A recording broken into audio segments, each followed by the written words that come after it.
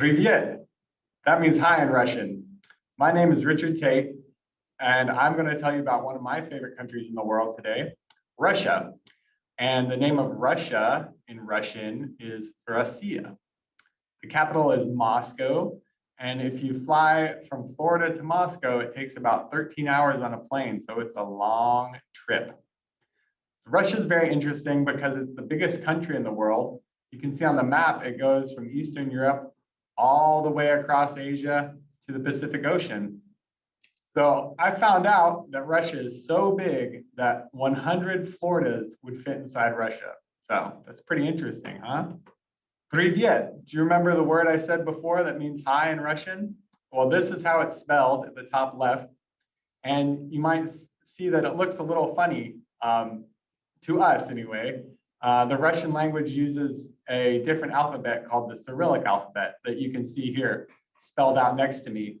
And some of the letters look the same as in English. For example, the A sounds like ah, but some look the same and sound different, such as the one that looks like a B. It actually is a V sound, like a V in English.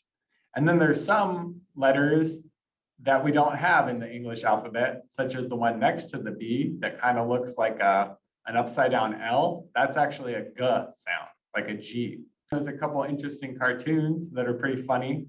The first one is called Masha y Medved, which means Masha and the bear. And it's about a little girl and her large bear friend who have all kinds of adventures. And there's also a Russian version of Winnie the Pooh called Vinnie Pooh. Russian food is also really good and one of my favorite parts about visiting Russia. So on the bottom left, you'll see a colorful soup called borscht. And borscht gets its color from beetroots and carrots and other vegetables like that. There's also these pancakes called blini.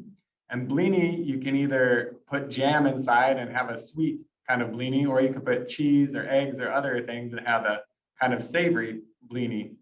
There's also mini dumplings like pelmeni, which we can see in the top right, which are almost like a little like a ravioli, if you're familiar with those.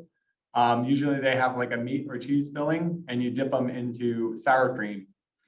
And Russians, of course, because it's so cold there, they really like drinking tea after meals and just to socialize with each other and have a chat. You see the painted tea canister in the middle, that's called a samovar. And that's a very typical Russian way of keeping their tea warm. So it heats the tea inside that tank there. So this has been a very basic introduction to Russia, but I hope you'll learn more. It's such a big and diverse country that there's a lot to learn. So I want to say thank you, spasiba. That's how you say thank you in Russian, spasiba. And bye-bye, пока, пока.